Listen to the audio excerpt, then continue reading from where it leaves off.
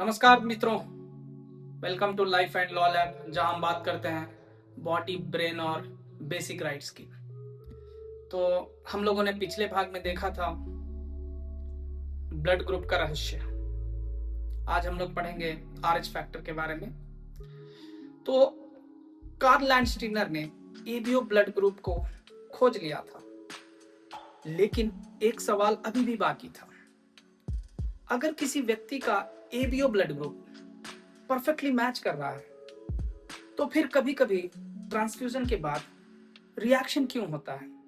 मतलब ब्लड में कोई और आइडेंटिटी भी छुपी हुई थी, और इसी मिस्ट्री ने साइंटिस्ट को पहुंचा दिया एक ऐसे एक्सपेरिमेंट तक जिसमें इंसान के ब्लड ग्रुप की तुलना की गई एक बंदर के ब्लड से। साल था 1940। कार्ल लैंडस्टीनर और American scientist Alexander S Vanern ने रीसेस मैका मंकी की आरबीसी का इस्तेमाल करके एक एक्सपेरिमेंट किया। उन्होंने मंकी आरबीसी को रैबिट में इंजेक्ट किया। रैबिट का immune system in foreign RBC के खिलाफ एंटीबॉडीज बनाने लगा। अब साइंटिस्ट ने देखा कि ये एंटीबॉडीज केवल मंकी आरबीसी के साथ ही रिएक्ट नहीं कर रही थी, बल्कि कुछ ह्यूमन आरबीसी के साथ भी रिएक्शन कर रही थी। यानी ह्यूमन ब्लड की आरबीसी सरफेस पर भी एक ऐसा एंटीजन मौजूद था जो पहले एबीओ सिस्टम में एक्सप्लेन नहीं हुआ था। यहीं से आया आरएच फैक्टर। नाम पड़ा रीसेस, क्योंकि शुरुआती एक्सपेरिमेंट में रीसेस मैका मंकी का इस्तेमाल हुआ था। लेकिन यहां एक इंपॉर्टेंट साइंटिफिक करेक्शन है। आज साइंटिस्ट मानते हैं कि ह्यूमन आरएच सिस्टम को मंकी के एंटीजन का सिंपल कॉपी समझना सही नहीं है। आरएच सिस्टम वास्तव में एक complex human blood group system है, जिसका सबसे क्लिनिकली इंपॉर्टेंट एंटीजन है डी एंटीजन।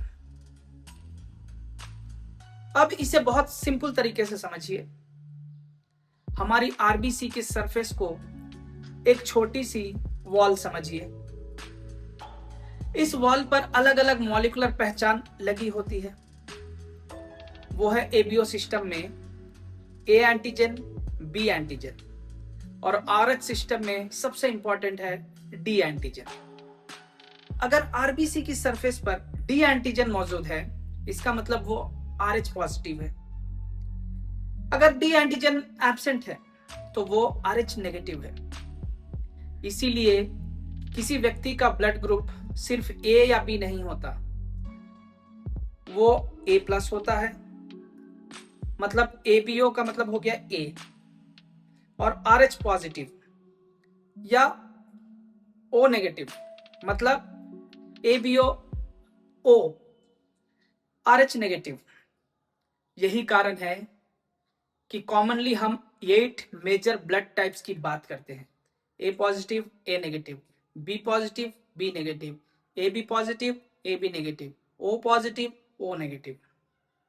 लेकिन ध्यान रखिए, ये केवल पूरी ब्लड ग्रुप कॉम्प्लेक्सिटी का छोटा सा हिस्सा है। अब आता है असली इम्यूनोलॉजी। एक आरएच नेगेटिव व्यक्ति की आरबीसी पर डी एंटीजन नहीं होता। अगर उसके शरीर में डी पॉजिटिव आरबीसी एंटर कर जाए तो इम्यून सिस्टम उस डी एंटीजन को फॉरेन एंटीजन के रूप में रिकॉग्नाइज कर सकता है, और फिर बन सकते हैं एंटी डी एंटीबॉडीज। पहली एक्सपोजर के बाद इम्यून सिस्टम सेंसिटाइज्ड हो सकता है, और अगली बार डी पॉजिटिव ब्लड मिलने पर इम्यून रिस्पॉन्स बहुत ज्यादा तेजी से हो सकता है। यही कॉन्सेप्ट ट्रांसफ्यूजन मेडिसिन में बेहद इंपॉर्टेंट है। आरएच फैक्टर की सबसे फैसिनेटिंग इंपॉर्टेंस सिर्फ ब्लड ट्रांसफ्यूजन में नहीं है, बल्कि प्रेगनेंसी में भी है। इमेजिन कीजिए, एक मदर है, आरएच नेगेटिव है, और foetus RH positive. Foetal RBCs कुछ परिस्थितियों में मैटरनल सर्कुलेशन में पहुंच सकती है। इसे कहते हैं फीटो मैटरनल हेमरेज। अब mother's immune system foetal D antigen को फौरन समझ सकता है और एंटी डी बॉडीज बन सकती है। पहली प्रेगनेंसी में हमेशा सीवियर प्रॉब्लम हो ऐसा जरूरी नहीं है, लेकिन सेंसिटाइजेशन हो जाने के बाद फ्यूचर प्रेगनेंसी में प्रॉब्लम हो सकती है। अगर maternal IgG anti D antibodies placenta को क्रॉस करके फीटस तक पहुंचती है तो ये फीटल आरबीसी के डी एंटीजन से बाइंड कर सकती है। फिर फीटल आरबीसी डिस्ट्रक्शन शुरू हो सकता है। इसे कहते हैं हीमोलाइसिस। और इससे हो सकती है foetal anaemia, jaundice, severe cases में हाइड्रोप्स फेटालिस और अनट्रीटेड सीवियर केसेस में फीटल डेथ। इस कंडीशन को ब्रॉडली कहा जाता है haemolytic disease of the foetus and newborn, HDFN। यानी एक माइक्रोस्कोपिक एंटीजन कभी कभी पूरी प्रेगनेंसी के लिए मेडिकली सिग्निफिकेंट बन सकता है। साइंस ने प्रॉब्लम को समझा और फिर सॉल्यूशन खोजा। RH नेगेटिव प्रेग्नेंट वुमेन में अप्रोप्रिएट सिचुएशंस पर दिया जाता है एंटी डी इम्यूनोग्लोबुलिन। इसे कॉमनली RH इम्यूनोग्लोबुलिन भी कहा जाता है। इसका बेसिक प्रिंसिपल फैसिनेटिंग है। मैटरनल इम्यून सिस्टम को खुद एंटी डी बनाने से पहले externally supplied anti D foetal RH positive RBC को क्लियर करने में मदद करता है। इससे मैटरनल सेंसिटाइजेशन का रिस्क कम किया जा सकता है। यानी हम इम्यून सिस्टम को पहले ही मैनेज कर लेते हैं ताकि वह परमानेंट मेमोरी ना बनाए। इसका साइंटिफिक प्रूफ क्या है? यह सिर्फ एक हिस्टोरिकल स्टोरी नहीं है। RH-D इनकॉम्पेटेबिलिटी और HDFN का मैकेनिज्म इम्यूनोहेमेटोलॉजी में एक्सटेंसिवली एस्टैब्लिश्ड है। ब्लड बैंक में इसलिए केवल एबीओ देखकर ब्लड नहीं दिया जाता।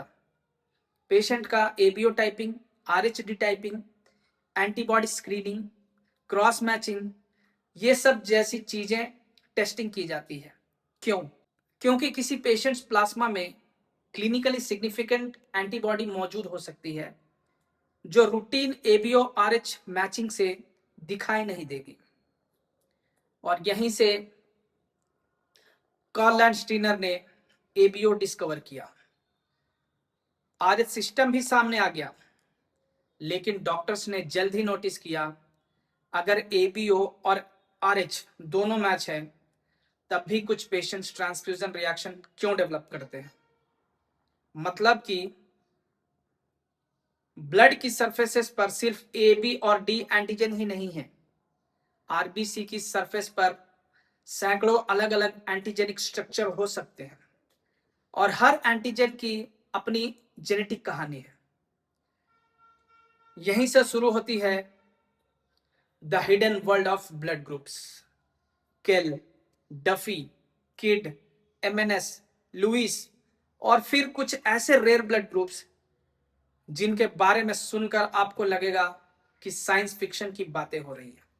बॉम्बे ब्लड ग्रुप, RH नल, जिसे लोग गोल्डन ब्लड भी कहते हैं, वेल नेगेटिव और मॉडर्न मॉलिक्यूलर जेनेटिक्स से सामने आए। ऑगस्टिन, कैमनो, मैम और EM जैसे सिस्टम्स। लेकिन सबसे बड़ा सवाल है, अगर इन लोगों का ब्लड इतना रेयर है तो इनके लिए ब्लड कहां से आएगा? और क्या सच में दुनिया में ऐसे लोग हैं जिनके ब्लड की जरूरत पड़ने पर एक पूरा इंटरनेशनल डोनर सर्च शुरू करना पड़ता है? तो अगले चैप्टर में हम लोग समझेंगे the rare blood group mystery. तब तक के लिए जय हिंद।